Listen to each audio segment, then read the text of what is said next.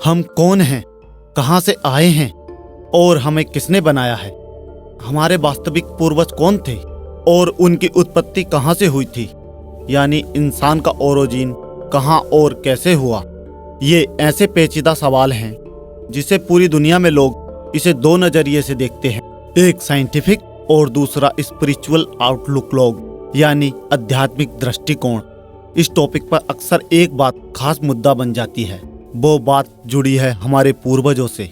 जी हाँ, वास्तव में हमारे पूर्वज कौन थे, इस बात पर कई सवाल खड़े हुए हैं और कई जवाब भी सामने निकल कर आए हैं।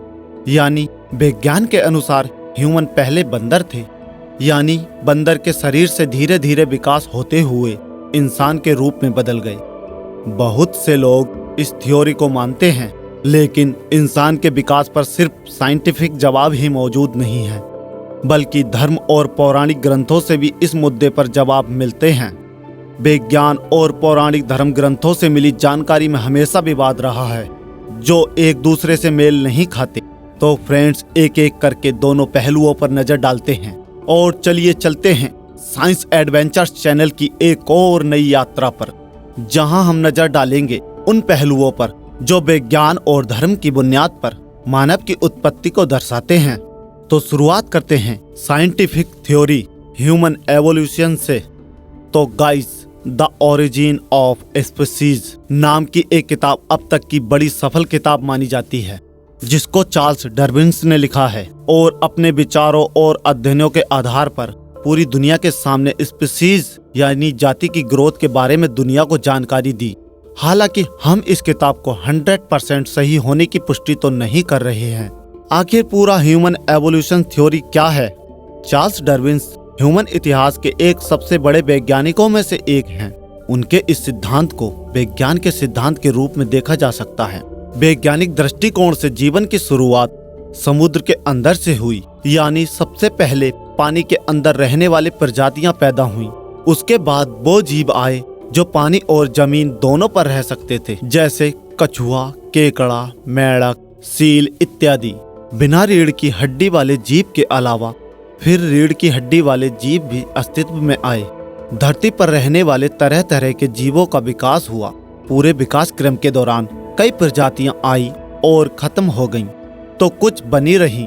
दोस्तों, हाथों और पैरों पर चलने वाले जीवों के बाद विकास हुआ उन जीवों का जो अपने दो पैरों पर चलने वाले थे, जैसे कि इंसान।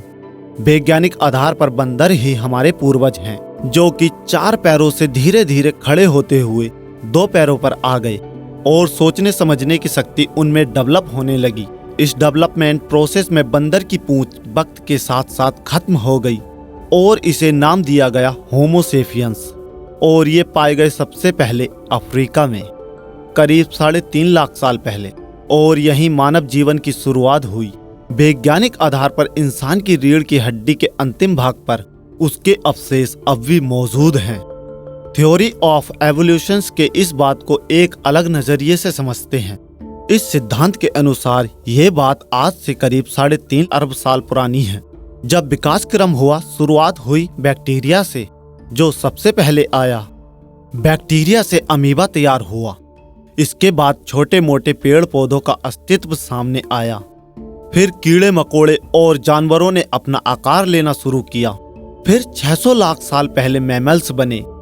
इसके बाद पक्षी आए और मछली के साथ रेप्टाइल्स आए। फिर कुछ ऐसी स्पीसीज आईं जो कि पानी के अंदर और बाहर रह सकती थीं। फिर बारी आई प्राइमेट्स की, जो 70 मिलियन साल पहले बने। ये चूहे जैसे थे, जिनके साथ रेवोल्यूशंस का क्रम आगे बढ़ा और फिर प्राइमेट से बंदर बने। 20 मिलियन ईयर्स पहले उन बंदरों से ऐप बने और 8 मिलियन ईयर्स पहले गोरिल्ला आए और फिर चिंपैंजी, और फिर 1 लाख साल बाद उन्होंने धीरे धीरे अपने 2 पैरों पर खड़ा होना और चलना सीखा। वैज्ञानिकों ने जीन के अंदर पाए जाने वाले डीएनए पर रिसर्च करके बताया कि डीएनए के रंग, रूप, आकार और प्रकार के बदलाव को डीएनए की मदद से देखा और पढ़ा जा सकता है।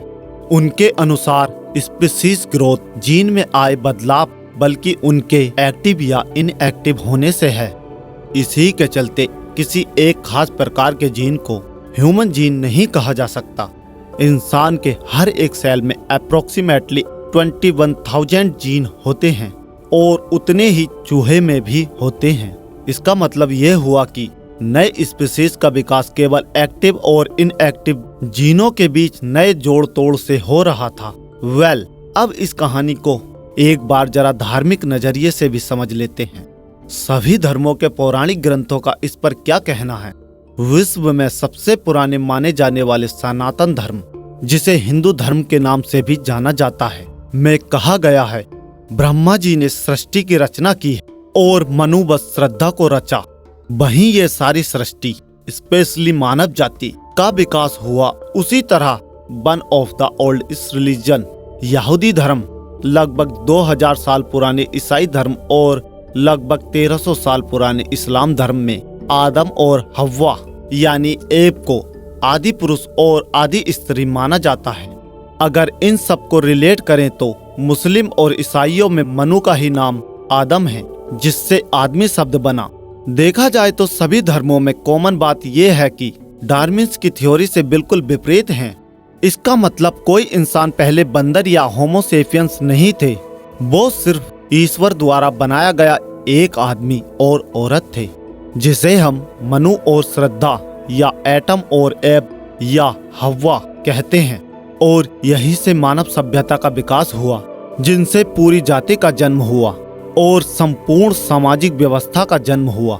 सभी पौराणिक धर्मों की माने तो मनुष्य की रचना उसी रूप में हुई है जिस रूप में मनुष्य आज है। इसी तरह सृष्टि में पाए जाने वाले सभी जीव जंतु उसी रूप में हैं जैसे ईश्वर द्वारा रचे गए हैं। अल्टीमेटली कहने का मतलब ये है कि ह्यूमन एवोल्यूशन का प्रोसेस कभी हुआ ही नहीं था। दोस्तों, हमेशा से ही वैज्ञानिक और धार्मिक विचारधारा में एक बड़ा अंतर देखा गया है। आपने ह्यूमन एवोल्यूशन से जुड़े दोनों पक्षों के अलग अलग कॉन्सेप्ट्स को समझा। 100% किसी पर भी भरोसा करना एक व्यक्ति के लिए बहुत मुश्किल हो जाता है, लेकिन इन दोनों थ्योरीज के बाद क्या आप 100% रिजल्ट तक पहुंच सकते हैं, जिसमें आपको साफ पता चल सके कि आखिर आपके या हमारे सबसे पहले पूर्वज कौन रहे होंगे? Exactly not right. ये एक पेचीदा सवाल है, क्योंकि आज के समय में किसी को भी अपने दादा दादी, नाना नानी या उसके भी पहले की पीढ़ी के बारे में मुश्किल से ही पता होता है, जबकि वास्तव में ये चैन इतनी लंबी है कि इसके आखिरी छोर तक पहुंच पाना बहुत मुश्किल है। फिर भी हम एक नए रिसर्च को आपके सामने रखते हैं, वो है माइटोकॉन्ड्रियल एब। आपने पहले इसे सुना भी हो सकता है या नहीं भी। दरअसल साल 1987 में हुई एक स्टडी से बात सामने निकल कर आई थी कि पूरी दुनिया में जीवित मनुष्यों की प्रजाति एक महिला की वंशज है। इस हिसाब से हमारे कजिन दुनिया भर में कहीं भी हो सकते हैं और ये महिला लगभग 2 लाख साल पहले अफ्रीका में रहती थी और साइंटिस्ट ने इसी फीमेल एंसेस्टर को नाम दिया माइटोकॉन्ड्रियल एब। इस स्टडीज के अंदर रिसर्चर्स ने आज के प्रमुख सभी नस्लीय समूहों में से 147 लोगों के माइटोकॉन्ड्रियल डीएनए को लिया। इसकी जांच करके पता चला कि आजकल लोगों की वंशावली यानी ह्यूमन फैमिली ट्री के 2 मेन ब्रांचेस में से एक में आती है। इन मेन ब्रांचेस वंशावली स्टडीज में हैरान करने वाली बात यह निकली कि आज के समय में धरती का हर एक व्यक्ति मेन फीमेल एंसेस्टर से अपने वंशावली लेनेज को ट्रेस कर सकता है। ह्यूमन लेनेज की एक पूरी शाखा अफ्रीकन ओरिजिन से जुड़ी हुई है। दोस्तों, इस स्टडीज के अनुसार 2 लाख साल पहले अफ्रीका में रहने वाली माइटोकॉन्ड्रियल एब को इंसान का कॉमन एंसेस्टर माना गया है।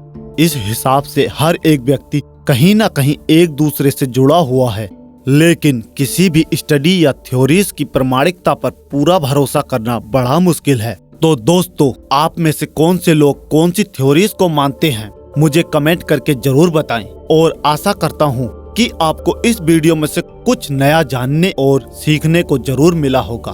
और वीडियो पसंद आया हो तो प्लीज इस वीडियो को लाइक करने के साथ साथ अपने फ्रेंड्स और फैमिली में भी जरूर